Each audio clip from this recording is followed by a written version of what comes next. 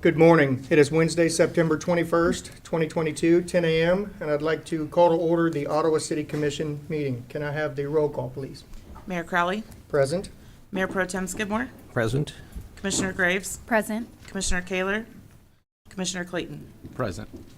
All right. I'd like to welcome everybody, whether you're in the audience or listening or viewing us on some form of media. We'll start today with the Pledge of Allegiance, followed by our invocation by Mayor Pro Tem Mike Skidmore. I pledge allegiance to the flag of the United States of America and to the republic for which it stands, one nation, under God, indivisible, with liberty and justice for all. Let's pray. Father in heaven, we give you thanks for prayer, for the opportunity to talk to you anytime, anywhere, about anything. We're just thankful that you have ears to listen and you do hear our prayers. And Father, just as King David and King Solomon ruled over their people, you gave them great wisdom and guidance in all the decisions they made. And we pray that same thing here for us today as we look over the items on our agenda. And Lord, we just thank you for our city, for all the employees, their dedication, making this city a better place each and every day. We just ask you to bless them and their families. In Christ's name, amen. Thank you. That'll move us on to our consent agenda, which consists of our August 22nd study session, our August 29th study session, and our September 7th regular meeting, along with the agenda approval. Is there a motion? Mr. Mayor, Yes. I move that we approve the consent agenda. Is there a second? I will second. All right, we have a motion and a second. All in favor, say aye. Aye. Motion is approved. That will move us on to our regular agenda, which is public comments. Do we have any? None today. All right, thank you. We're just on to item 9, declaration. At this time, I'd like to give the commissioners a chance to declare any conflict or communication they've had that might influence their ability to consider today's issues impartially. Hearing none, we'll move on to item 10. Proclamation recognizing National Hispanic Heritage Month, September 15th through October 15th, 2022. This proclamation recognizes the important contributions of those with Hispanic heritage to the enrichment of our city and nation. Ottawa University students Oscar Aguilera, Tatiana dos Santos Perez, and Kimberly Ibarra, along with police officers Jordan Burrow and Jordan Bailey, will accept the proclamation, and it will be read by... Which one? Me. Okay, Commissioner Graves, thank you. Whereas the City of Ottawa joins the nation in celebrating Hispanics who have made outstanding contributions to the United States of America. And whereas since 1988, the United States has observed National Hispanic Heritage Month commemorating the independence of Chile, Costa Rica, El Salvador, Guatemala, Honduras, Mexico, and Nicaragua from September 15th through October 15th. And whereas Hispanics in the United States have helped establish America as a place of freedom and opportunity, and their contributions continue to enrich our nation's character.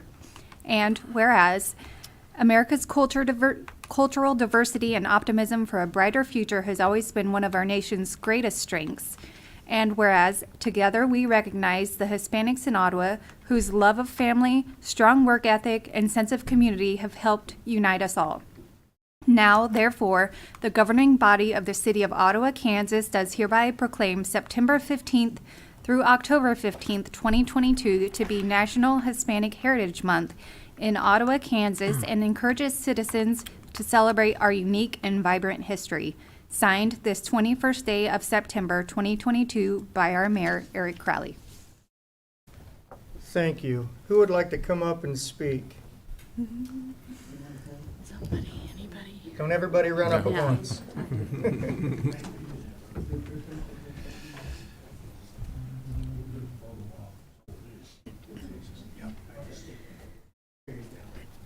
We're going to take some pictures, so you get that too. Look that way. There we go.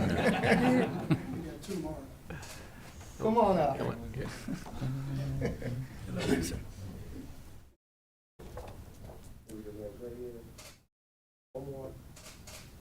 All right. You guys want to speak too? Like putting them on the scene. Good morning, everyone. I appreciate this recognition as Hispanic This means a lot, and it's my first time here, and I feel unique and welcome. Thank you so much. Thank you. Thank you. Hopefully it's not your last. We'd like to see you again.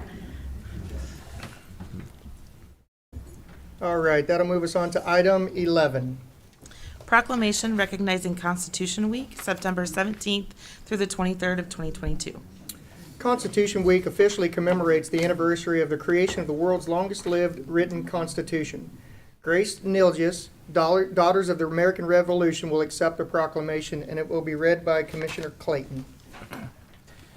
The proclamation reads, whereas September 17th, 2022 marks the 235th anniversary of the drafting of the Constitution of the United States of America by the Constitutional Convention, and whereas it is fitting and proper to officially recognize this magnificent document and the anniversary of its creation, and whereas in 1956, at the urging of the National Society Daughters of the American Revolution, Congress set aside September 17th through 23rd annually to be dedicated for the observance of Constitution Week to 1. Emphasize every citizen's responsibility to protect and defend the Constitution. 2. Inform the people that the Constitution is the basis for America's greatest heritage and the foundation for our way of life. And 3. Encourage the study of historical events which led to the framing of the Constitution in September 1787. And whereas Public Law 915 guarantees the issuing of a proclamation each year by the President of the United States of America designating September 17th through 23rd as Constitution Week. Now, therefore, the governing body of the City of Ottawa, Kansas, does hereby proclaim September 17th through 23rd, 2022 to be Constitution Week in Ottawa, Kansas, and asks our citizens to reflect upon and reaffirm the ideals the framers of the Constitution had in 1787. Signed this 21st day of September 2022 by our Mayor, Eric Crowley. Thank you. Grace?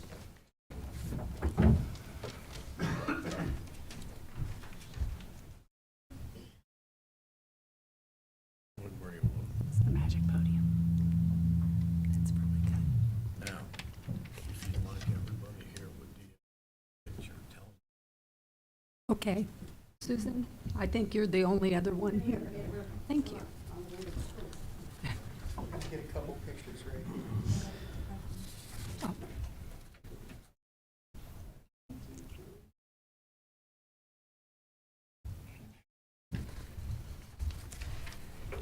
Mayor and Commissioners, on behalf of the General Edward Hand Chapter of the National Society of the Daughters of the American Revolution, I humbly and proudly accept this proclamation regarding Constitution Week. 235 years ago, September 17, 1787, the framers of our Constitution gathered in a room to sign a document that is still in effect today. It is the oldest document still in active use that outlines the self-government of a nation. These men knew the great responsibility in front of them to craft a document that would ensure the success of the new republic and allow that republic to grow. So from Philadelphia, Pennsylvania in 1787 to Ottawa, Kansas in 2022, our desire for self-governing and taking care of our communities and neighbors continue. Thank you for your time today, and thank you for your service to our community. Thank you. That will move us on to item 12. Water Distribution and Wastewater Collection Department Award of Excellence from Kansas Water Environment Association.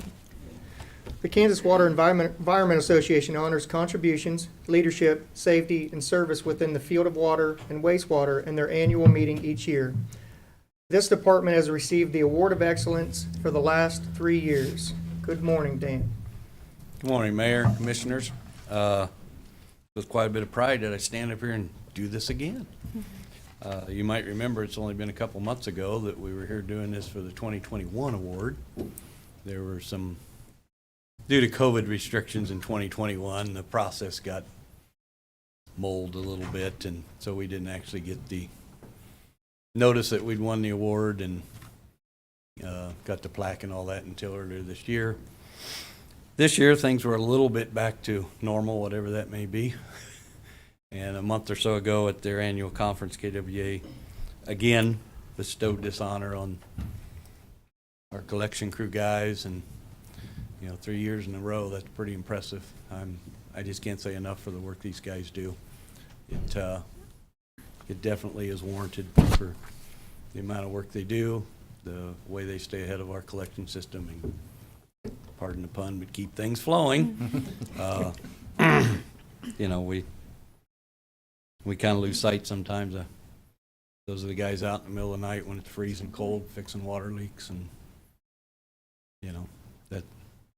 that does get some notice. But the stuff they do every day from 7 to 4 is pretty impressive as well. So, for that, they're going to have to find some more wall spaces. For Keep sure. that. Keep it up, absolutely.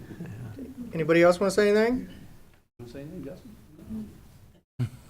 Well, come on up and get a picture, guys.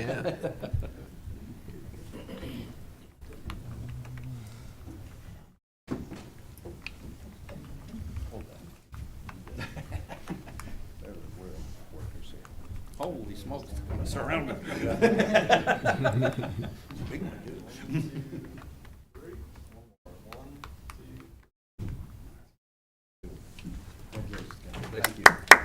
Thank you. Gentlemen, thank you for all the hard work that you do for the city of Ottawa. We certainly appreciate it.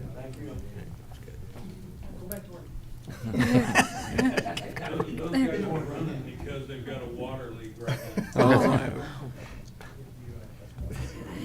That will move us on to item 13. Request for approval of ordinance authorizing storm sewer improvements. This ordinance authorizes the city to make certain storm sewer improvements on Cedar Street from 13th to 15th and authorizes the issuance of general obligation bonds.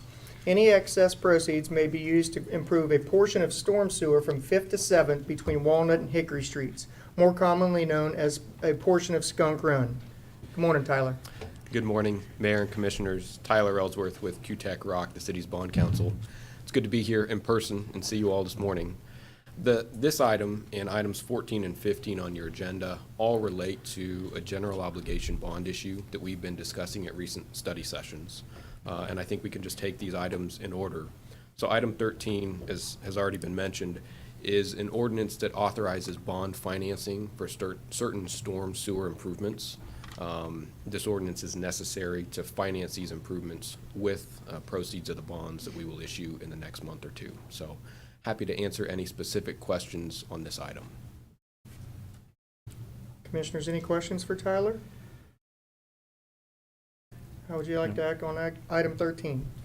Mr. Mayor, Yes. I move that we approve the ordinance authorizing storm sewer improvements as listed in item 13 on the agenda. I will second that. There's a motion and a second. Any discussion? Can I have a roll call vote, please? Commissioner Kaler, Yes. Commissioner Graves, Yes. Commissioner Clayton, Yes. Mayor Pro Tem Skidmore, Yes. and Mayor Crowley. I vote yes, motion is approved. That'll move us on to item 14. All right. I'll Do you go, want me to go ahead and read it? yeah, go ahead, please. Okay. Request for approval of resolution authorizing public building improvements. Proposed projects include improvements to the HVAC system and second floor security at City Hall, flood mitigation improvements at the Law Enforcement Center, and various improvements to the Ottawa Memorial Auditorium. Tyler, anything on that? Yeah, so this resolution authorizes certain public building improvements. And there was considerable discussion at the last two study sessions about what exactly these public building improvements were that we're financing. So the primary projects are HVAC improvements and a secured entry to the second floor here at City Hall, flood mitigation improvements at the Law Enforcement Center, and certain additional improvements, particularly seating and carpeting, the concession stand renovations, demolition of the orchestra pit and leveling the floor, and replacing the boiler system at the Ottawa Municipal Auditorium. Since even as recently as following Monday's study session, we've had some additional discussions with staff, and I know other discussions related to exactly what the additional project funds might pay for if we have an excess in those projects after the primary improvements are complete. So following Monday's study session, we added It's Romanet 4 in this second recital paragraph of the resolution, and it reads, "If, as funds allow, we'll make certain additional flood mitigation improvements to the law enforcement center, including brick sealant and drainage improvements, and replacement of HVAC unit number 9 at the Ottawa Municipal Auditorium." If there is a sense from you all this morning that you would like to have more flexibility with regard to the use of those additional funds, if funds allow, we could modify that here on the fly. And instead of saying the surplus funds will be used specifically for flood mitigation improvements at the law enforcement center and HVAC unit number 9 at OMA, we could revise that. And I'd welcome comments from your city attorney as well, but we could revise that language to say, as funds allow, certain additional improvements to the law enforcement center and the municipal auditorium, and leave it at that. And that way we have some flexibility, whether we want to make improvements to HVAC unit number 9 at the auditorium, or whether there are improvements that we can make to the kitchen or other areas in the basement of the auditorium. That would give you all and staff flexibility to do that if you want that flexibility. And personally, I think the more flexibility, the better. Do we need to mention any of that, or can we leave it completely open? Because by the time that we get to that project, we may not know something else. Oh, we need to do this at the auditorium we hadn't thought about. I'm comfortable leaving it completely open. I think the motion for you all this morning would be a motion to adopt this resolution as amended, and the amendment would be in Romanet 4 to simply say, as funds allow, certain additional improvements to the law enforcement center and Ottawa Municipal Auditorium. Mr. Fincher, you have any input on that?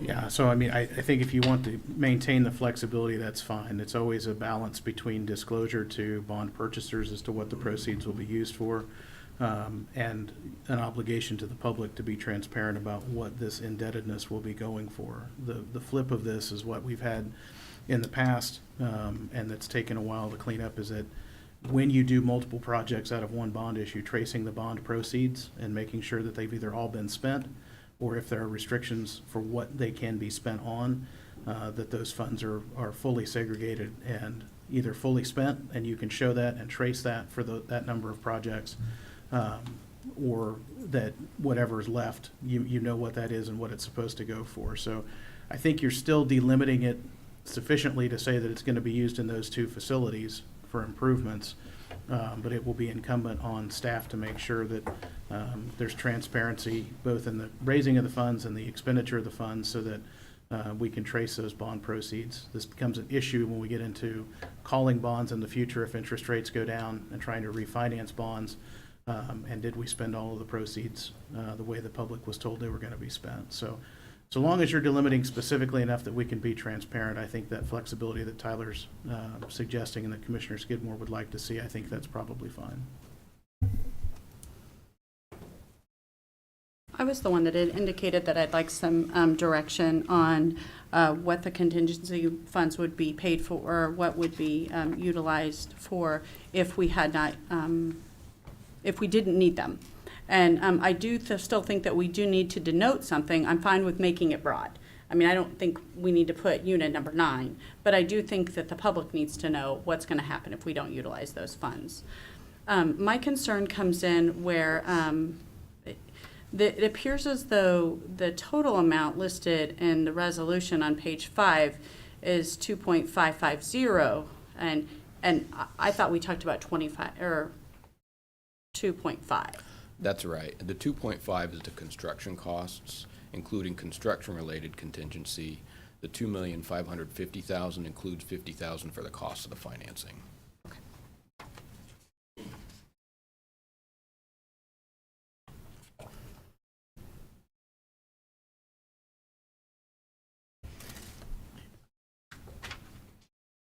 So, That answer your question, Commissioner?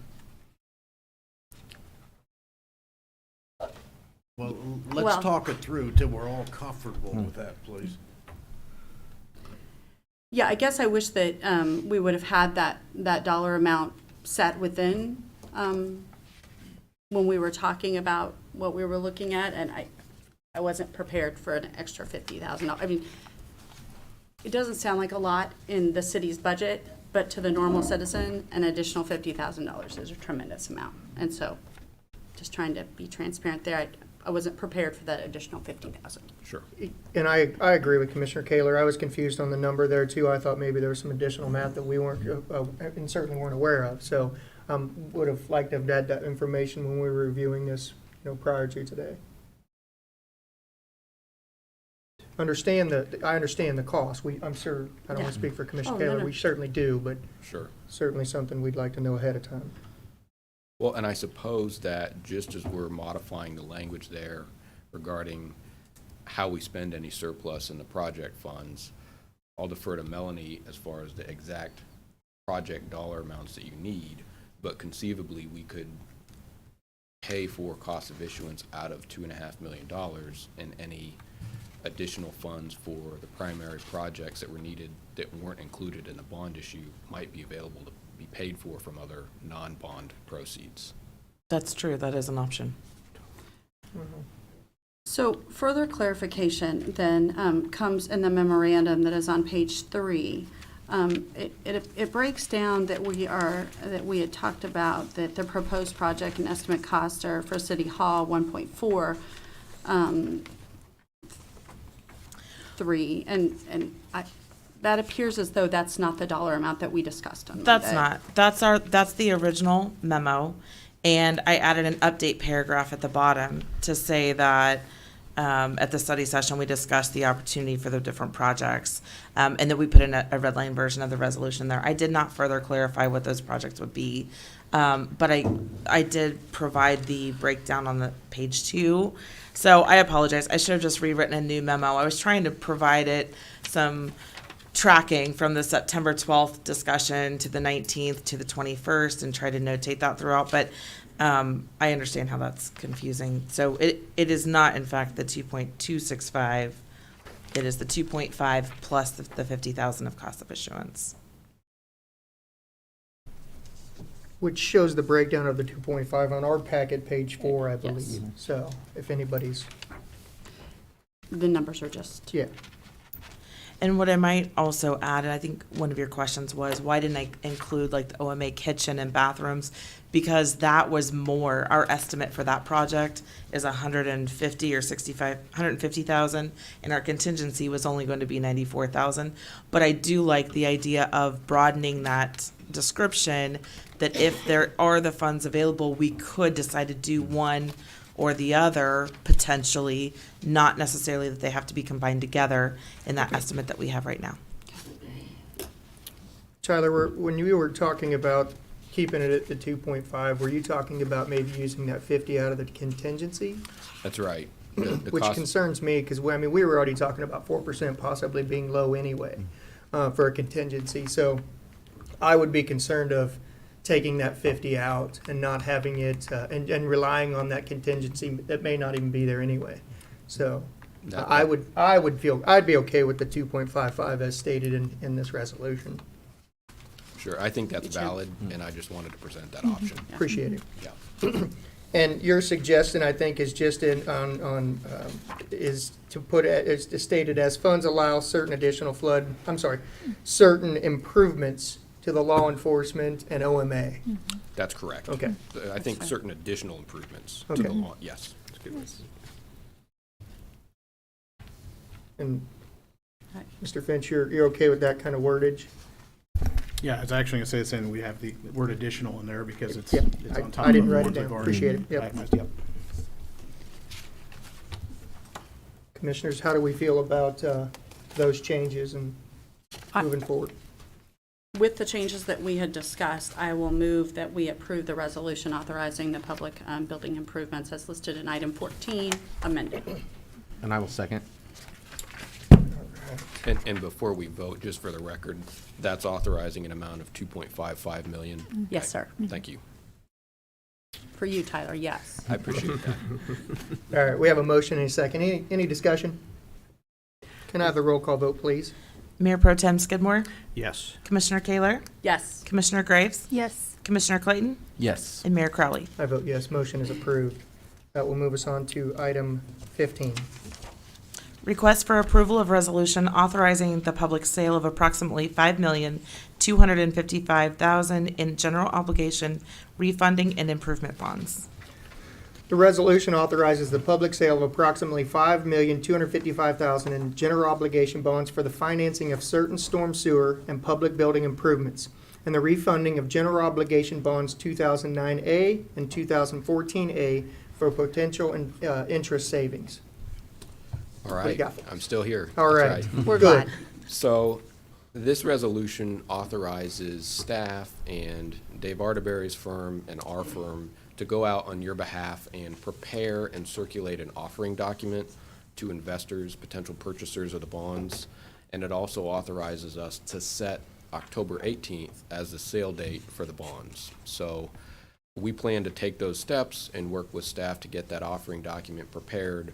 But because of the way the market is right now, whether or not the refunding makes financial sense, we're really sort of on the cusp of go, no go. And I'd like to turn it over to Mr. Arterberry to give you an update on that. Please. Thank you. Good morning. Good morning, everybody. David Arterberry with Stiefel Nicholas. I've got a couple of handouts here for you.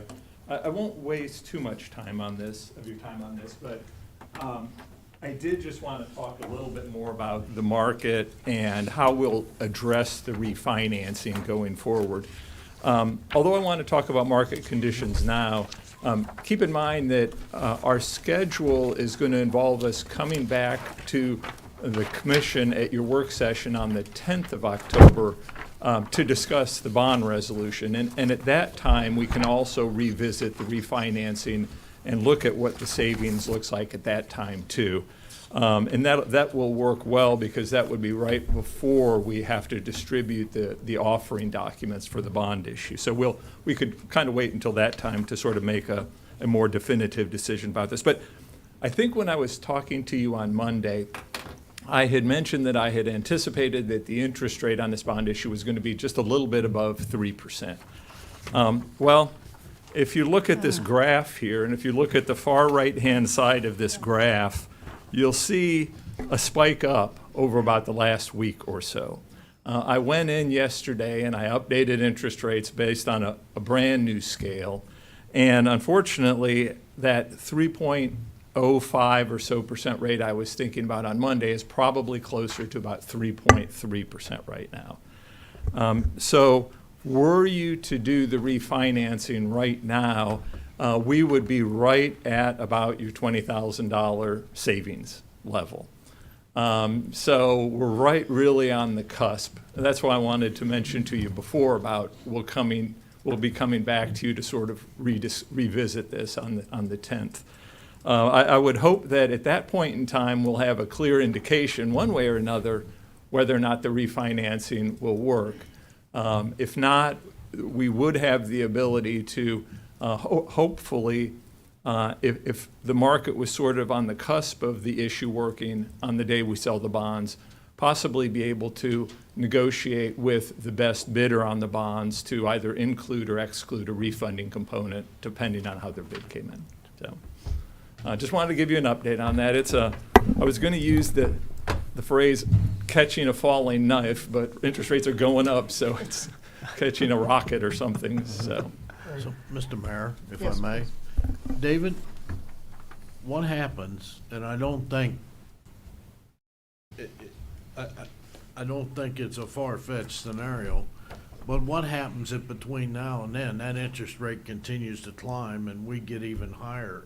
Is it still worth? if rates go much higher than this, we won't be able to get that $20,000 of savings.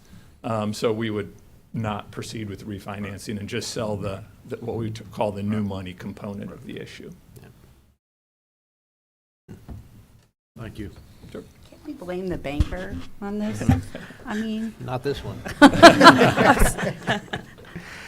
That's what I was thinking about. I wish we could turn the clock back to January 3rd and do this all over again. I know we can't reverse time. But I think you brought up another study session before that. You know, this is a 20-year issue. We don't know what rates will be 5 years, 2 years from now. So we could, that flexibility to be able to refinance is always an important feature to have. So Yeah, at some point. I mean, and please keep in mind, too, that the refinancing, since some of these bonds haven't become callable until October 1 of this year, you would not have been able to refinance these issues with a new tax-exempt bond issue more than 90 days before that date. So we would not have been able to do a tax-exempt refinancing back in January.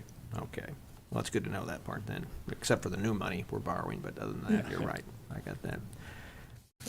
If we do nothing with either one of these, are we able to do anything past the call date? Yeah, we still could possibly do a refinancing in the future. But I think I might have mentioned on Monday, you know, once we pass that call date, if interest rates just stay the same, the savings starts to go down. So we'd have to hope that rates decline pretty significantly after the call date, but it's possible.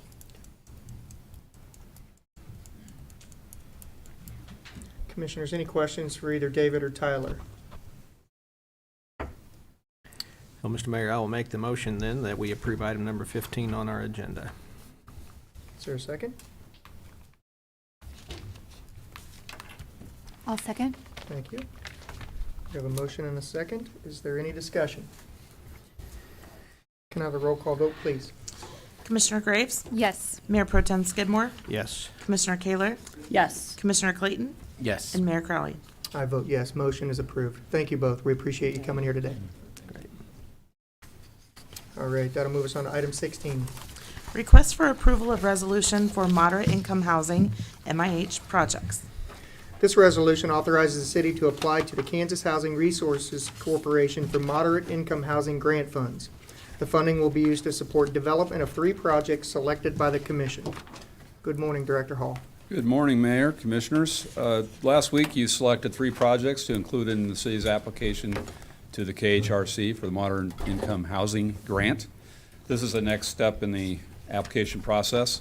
The KHRC's request for proposals requires that the governing body adopt a resolution for the application. And so this resolution is before you today. It includes a description of the 3 projects. It includes a statement explaining the city's ability or the capacity of the city to administer the grant funds, and it authorizes the application. Next Monday, we will have a copy of the application for you to see, and we are diligently working on that right now. And with that, I'll take any questions you have. Thank you. Director Hall, I know we've spoken at length on these projects, but could you do just a brief overview for folks that may have not have heard about these projects before that we've discussed? Yes, I'll be happy to. So we received proposals from 3 different developers. One of those proposals included 4 projects. Those were relatively, they were relatively modest compared to the other proposals. In looking at all of the proposals, we went through a selection process. We had criteria for you to use to select. We had a review committee put together a recommendation, and we made a recommendation to you to select the 3 projects. The first project is called Project A by Heartland Design Build, and that is a duplex, townhouse-style duplex at 9th and Walnut. Project B by Heartland Design Build is 4 single-family detached buildings for rental in the old Lincoln School site on North Cedar, just south of Red Jacket. And the other project is a phase 2 of the Prairie View Estates. It's 7 duplexes for a total of units, or excuse me, for a total of 14 units. We also asked you to establish some priorities in making those selections, and the first priority was the Prairie View Estates project on Cherry and Enterprise, and the second priority was Project B by Heartland Design Build, and the third priority was Project A by Heartland Design Build. Thank you. Commissioners, any questions for Director Hall? Mr. Mayor, I'd make a motion to approve item 16, request for approval of resolution for moderate income housing MIH projects. Is there a second? I'll second. We have a motion and a second. Is there any discussion? Just to avoid any kind of conflict, I just want to remind folks that I have a business relationship with one of these projects, so I will certainly abstain from vote. So, any other comments? Have a roll call vote, please. Commissioner Clayton? Yes. Commissioner Graves? Yes. Mayor Pro Tem Skidmore? Yes. Commissioner Kaler? Yes. Sorry. And Mayor Sorry. Crowley abstains. Motion is approved. Thank you, Director Hall. Thank you. That'll move us on to item 17, which comments by the city manager. Thank you, Commissioners. I appreciated the discussion that you had in front of the public on the bond issues. And I would just say that I think it's always important, if you have questions on any issue, but especially issues that involve future debt of the city, that affects all citizens. And before you vote on it, you should get all your reasonable questions answered. And that was a reasonable discussion. That is no reflection upon staff, because staff is always doing their job, and you have some of the finest financial advisors that I've known in my career.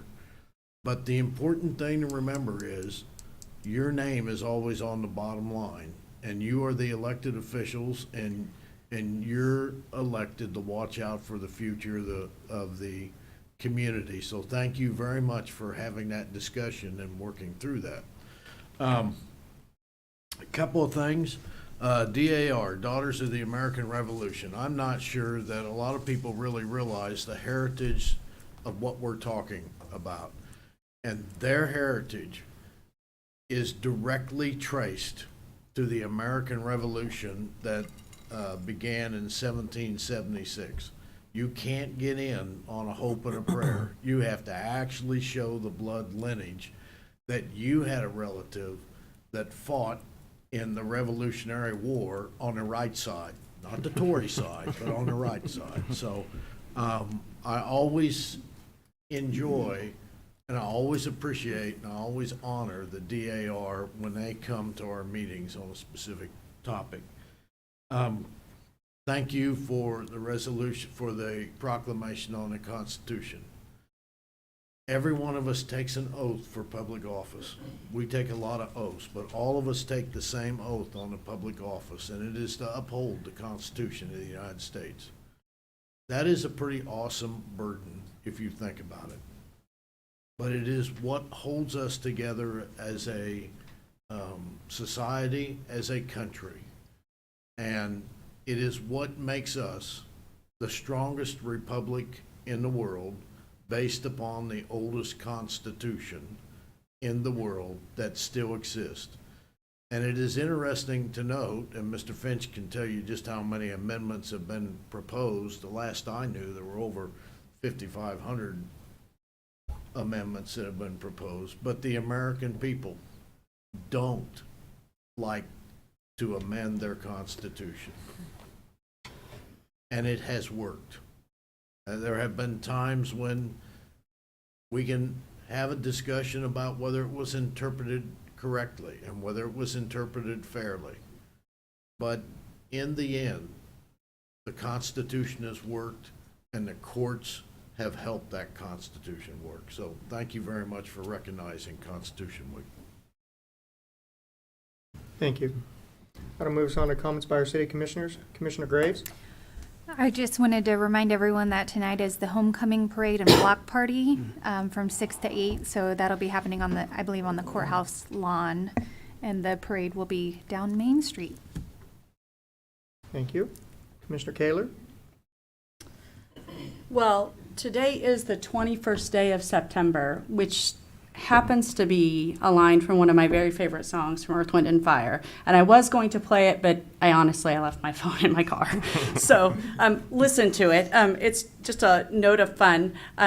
I appreciate Commissioner Graves bringing up homecoming. Yes, there are all kinds of homecoming activities. Lots of us are Cyclones in the room, and I know we all want to support our students. Not only is there a homecoming parade and block party today, but Friday night there is a game and there's a chili supper before.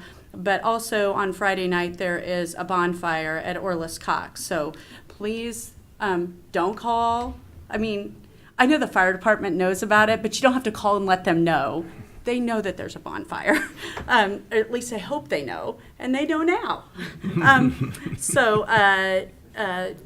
I always appreciate when our young citizens can celebrate our community and our hometown in homecoming activities. And so all the best and have a great homecoming week. Thank you. Commissioner Clayton. None at this time.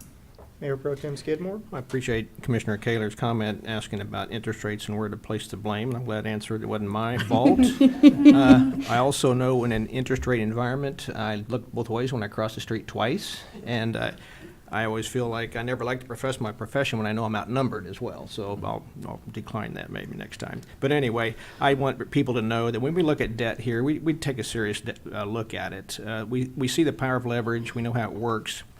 It's not a want, it's a need. I have people come in, apply for a loan for a boat or a motorcycle or a vacation. I just discourage that all I can because those are wants, not necessarily needs. Unless you're a professional fisherman, we've got one like that. But for the most part, I just want people to know we don't take this lightly. We're very serious about indebtedness. We realize we're encumbering future commissions with this decision we're making today, but at the same time, we know it's the right decision. And so I just want people to be aware of that we're cognizant of that. And also just want to say a great shout out to the car show. We had a great success, very minor issues of any kind. We had a great turnout. I think someone said almost 1,500 cars. And so I just want to thank all the people involved in that from top to bottom, bringing this about. And we just hope you keep doing the same thing every year. Thank you. I have no comments. We'll move on to the announcements. We have a study session September 26th at 4 p.m. here at City Hall, and a study session at 4 p.m. October 3rd here at City Hall, and then our regular meeting at 7 p.m. October